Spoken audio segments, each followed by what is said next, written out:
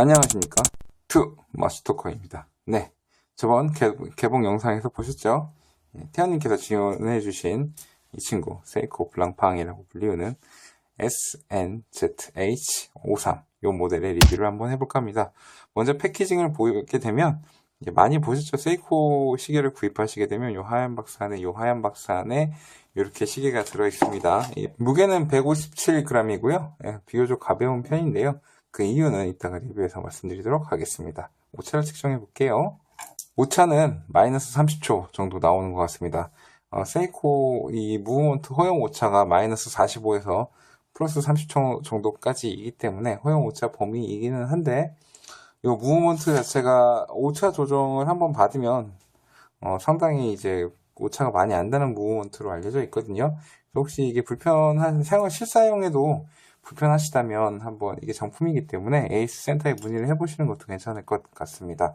일단 플러스 오차가 나게 되면 제가 그 자성 제거 같은 것도 해드릴 수 있는데, 이게 마이너스 오차이기 때문에 그러면 시계를 보도록 하겠습니다. 케이스는 41mm이고요. 럭 투 럭은 47.5mm, 그리고 두께는 14mm, 그 다음에 밴드의 넓이는 22mm입니다. 그리고 보시면 도명 도명 하드렉스 유리를 사용하고 있고요. 그 다음에 이 무브먼트는 세이코의 7S36, 7S26보다는 개량이 된 주얼도 2개가 더 들어간 무브먼트를 사용하고 있습니다. 뒷백은 이렇게 오픈 케이스백을 사용하고 있고요.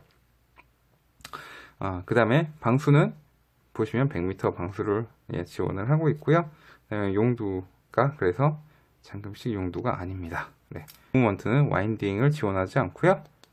그 다음에 용두를 다 뽑아도 초침이 가는 것을 보실 수가 있는데 해킹도 지원하지 않습니다.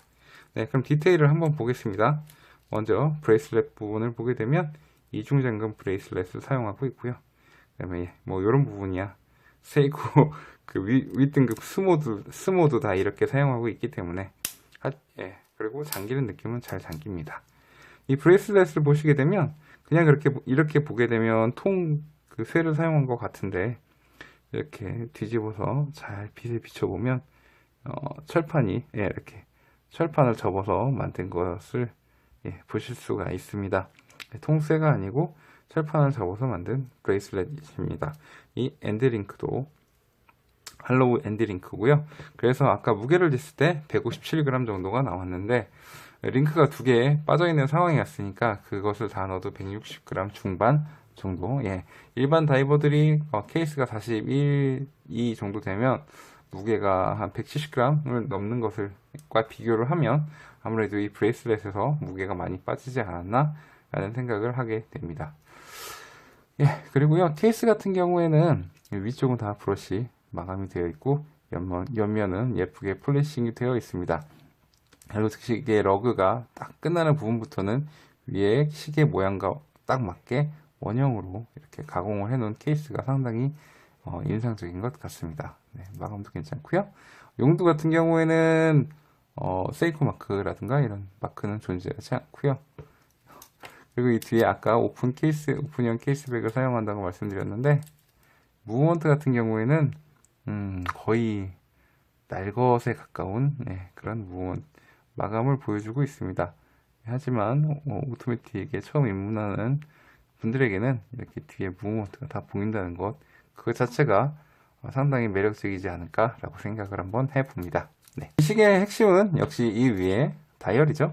일단은 도명 하드렉스 유리를 사용하고 있고요. 저는 도명 유리를 상당히 좋아하기 때문에 이것만으로도 벌써 상당히 마음에 들었었는데, 이 베젤을 보게 되면 이 빛을 받았을 때 상당히 반짝반짝 하는 걸 느끼실 텐데요. 이 베젤 같은 경우에도 하드렉스 베젤을 사용하고 있습니다. 보통 세라믹이나 알루미늄 베젤은 많이 들어보셨을 텐데, 그리고 사파이어 베젤도 있긴 하거든요. 제가 예전에 가지고 있었던 보레알리스도 사파이어 베젤을 사용했었는데, 이 친구 같은 경우에는 하드렉스 유리를 사용하고 있고, 그래서 이렇게 빛을 받으면 아주 반짝반짝합니다. 이런 것도 상당히 마음에 들고, 예전 같으면 여기를 이제 플렉시글라스, 그러니까 플라스틱으로 유리를 만들고 베젤도 플라스틱으로 사용했을 테니까 그 느낌을 어느 정도 채용해서 유리와 유리 베젤로 마감을 한 것 같은데, 이 부분이 이 시계를 아주 예쁜 시계로 만들어주는 매력 포인트인 것 같습니다. 다이얼을 보게 되면 이 친구는 세이코 5 스포츠 라인이죠. 그리고 요 마커들은 다 따로 붙인 겁니다. 이 다이얼에서 프린팅이 되어 있는 부분은 이 워터 레지스턴트 100m랑 그 다음에 각 분을 표시하는 마커들이고요. 나머지는 보면 다 금속을 깎아서 붙인 것을 보실 수가 있습니다.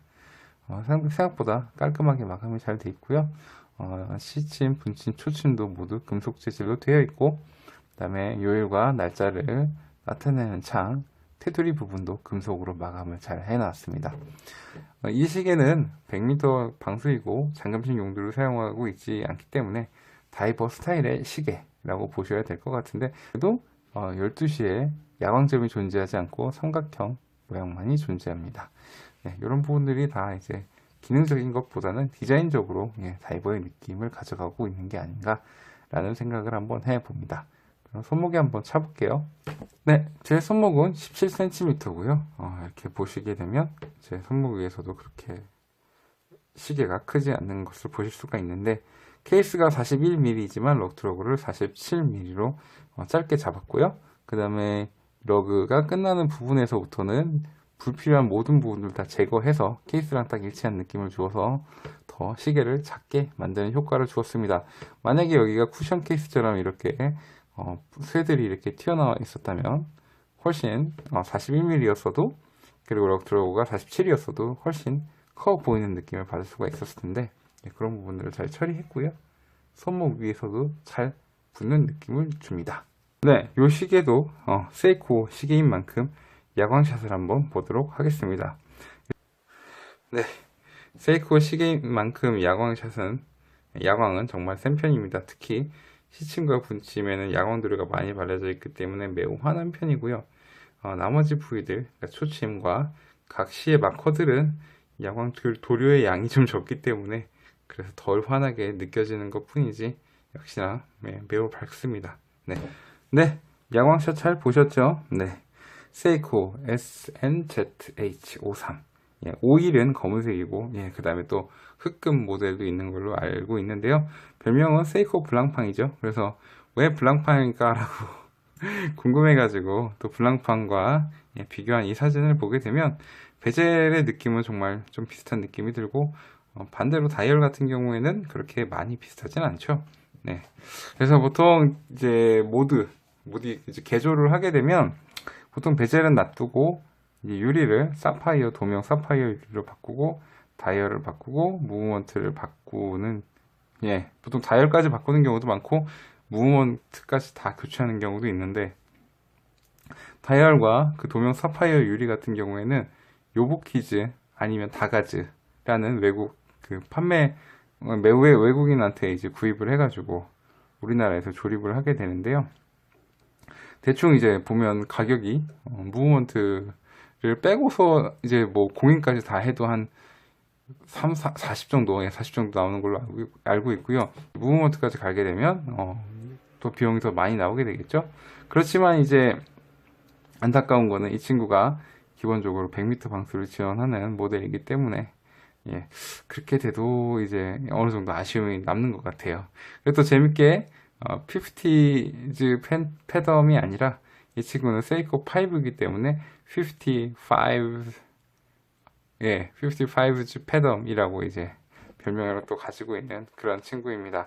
어떻게 보면 이제 그런 모디파이를 줄임말이죠. 그 모드를 하는 그 베이스 모델로도 되게 유명한 모델입니다. 이 친구 아까 가격을 말씀드렸는데 가격이 보통 한 15에서 18만원 그 정도 되고, 중고로는 한 10만원 초반대 정도 되는 것 같은데요.